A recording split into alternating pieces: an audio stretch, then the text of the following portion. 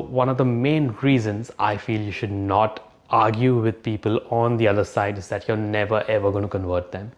They will get converted only if someone very influential who they look up to says something and that resonates with them, or else they just won't. I also feel that if you want to pick a good political party, you need to look at politicians who promise to improve education and who promise to improve health in a nation. We have an opinion on just about everything. What someone wore on the weekend, or how someone raises their child. We have an opinion on someone's shoe, or what someone eats for lunch or dinner, or their lifestyle. We have an opinion on politics. We have an opinion on sport, on athletes, on movie stars.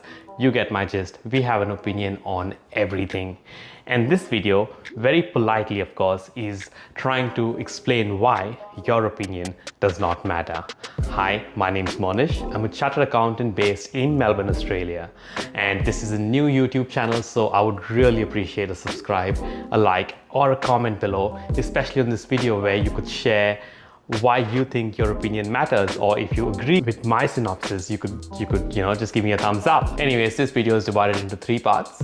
Firstly, why do we have opinions? Secondly, what forms our opinion? And lastly, why our opinion does not matter. Firstly, why do we have opinions? As humans, we are the only mammals in the entire world that can distinguish between right and wrong. And that in itself is why our world is so much more evolved than an animal. When the mind is that evolved, we go through various experiences, we remember them, and that kind of shapes our lives. And that also invariably forms opinions. And that's why we have opinions. Now, what influences our opinions? Now, this varies from person to person, but I could say that as a kid, your parents' actions and reactions did definitely influence you. As you grow up, you go to school, you socialize, your friends' opinion become very important, especially the opinion of popular boys and girls in your school. And then there is marketing and social media that really influences our opinion. Let me give you an example. Back in the 70s, baby formula was marketed as if it was better than mother's milk. But in poorer countries like Africa, they did not tell them that in order to make baby formula, you need good quality water. Because of which, what happened is a lot of babies fell sick. The same goes for cereal. Cereal back in the 90s was marketed as a complete breakfast. But in time, we realized that no, it's filled with sugar and it's actually not good for us. And today we know that breast milk is the best food for babies. My son is 13 months old and we came to this conclusion because every doctor we spoke to, every nurse we spoke to insisted that we give him breast milk as long as possible. So there, the opinion was influenced by someone who had immense knowledge in a particular field.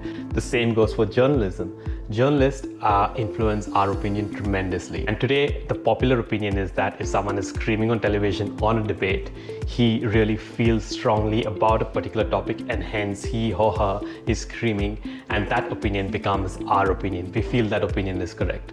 But a wiser mind would know that screaming is always not the best way of communicating, and someone who's a lot calmer, someone who can control the emotion more, and someone who has immense knowledge is someone you must trust. Kuch bhi! Social media is huge in today's world. According to research done, people spend, I don't understand how they have so much time. People spend half their day on social media. The most amount of time is spent on YouTube, and then TikTok, then WhatsApp, Facebook, and Instagram. Now, when we spend so much time on social media, we need to dig deeper and see how is it that social media influences our opinion. So I dug a bit deeper and I went into the terms and conditions that Facebook has on their website up for everyone to see what is it that they collect from us when we are scrolling through Instagram and Facebook. So here are some of the information Facebook collects: your device information, the websites you visit, the apps you use, the games you play, the purchases and transactions you make, your demographics like your education level, the ads you see and how you interact with them. It further goes on to say that they collect information shared with us through your device settings like GPS location, camera access, and photos. And then they categorize me into a group of people who have similar beliefs and ideologies as I have. So basically, if I'm more left, my content will be shown to people who are more on the left side of politics and to some people who are on the right side of the politics, just to create a little bit of a debate and just to make us spend a little more time on social media. On a whole, I am just preaching to the converted. So one of the main reasons I feel you should not argue with people on the other side is that you're never ever going to convert them. They will get converted only if someone very influential who they look up to says something and that resonates with them, or else they just won't. So now we come to the last and final part as to why our opinion does not matter. I feel when we hit 30, something changes, our metabolism slows, and our opinions about politics get stronger and stronger and stronger.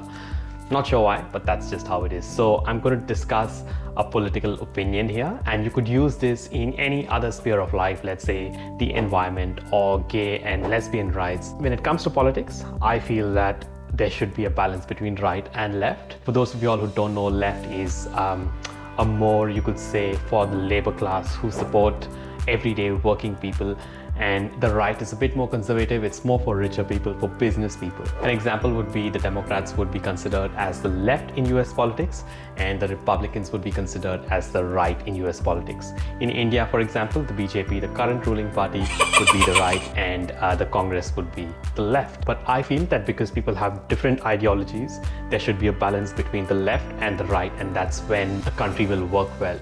I also feel that if you want to pick a good political party, you need to look at politicians who promise to improve education and who promise to improve health in a nation. Those are the politicians you should probably really vote for. But I don't think a lot of politicians actually talk about health and education. Back in the 2020 US elections, Google, Facebook, and Twitter were accused of not being completely unbiased, but supporting the Democratic Party over the Republicans. It was quite a topic of debate that Google pushed down articles that was more pro-Trump and gave more importance to the articles that were anti-Trump. But these are just accusations and was never proven. But what happened was Joe Biden did get elected, and this is something he did just a few days back. Well, look, my wife has a rule in her family. When somebody's birthday, you sing happy birthday. You ready? Happy birthday to you. Happy birthday to you. Happy birthday, dear Alan. Happy birthday to you. So if you think your opinion is not biased, you're highly mistaken. Or if you're thinking that the Prime Minister or the President is the most powerful person in the country, you're highly mistaken. It's the multinationals. And if you've learned anything about the multinationals, they can shift from person to person, and they can do just about anything to make profits, like we learned from the baby formula example. And now another example of multinationals trying to be powerful in countries is Facebook recently investing in Reliance in India. And you know which political party Reliance is really close to in India. And also you need to understand that on your social media feed, what comes up more often than not is things that you believe in. So I am a big supporter of the environment, and I get a lot of posts about good things about the environment and also things that are bad for the environment, like the glaciers melting and fires in places around the world. But for someone who is anti, say, global warming, he or she will probably get nothing about the environment, or would never get this post about why the glaciers are melting or fires in different parts of the world. So you need to understand that social media heavily influences who you are, and you need to, in today's world, try and understand what is right and what is wrong. And that's where I feel education comes into the picture, because people who are educated more often than not can actually distinguish between right and wrong slightly better. This is just an opinion. Sometimes it's not the case. I know people who are highly educated and have really horrible political values and beliefs, but but education does help to some extent. Another thing that I find completely ridiculous is that, especially this is true in people who are in their 50s and 60s, is that they believe whatever they read on WhatsApp. I can pick up my phone, type anything about anything, and broadcast it to all my contacts. There are also a lot of bots around the world who just sit and tweet a bunch of things about political parties who they support, and that's how they influence our opinion. So I hope all that made sense. Thanks so much for watching this video. I would sincerely request you to stop arguing about things with people in social gatherings, and just stop disliking people based on their political opinions or their opinions on anything in the world. It just doesn't matter. In the end of the day, if you really want to change something, your actions should speak louder than words. And lastly, I would just say that in politics especially, the people who benefit or lose from a political party coming into power is either the really rich or the really poor. So if you're neither one of them, your life remains unchanged. Hope you enjoyed this video. Thanks so much for watching, and please stop arguing with people on opinions and stop disliking people because they have certain opinions. Look at the person they are, try to understand, try to like that person for their strengths more than their opinions. Hope you enjoyed this video. Appreciate your time. See you in the next one.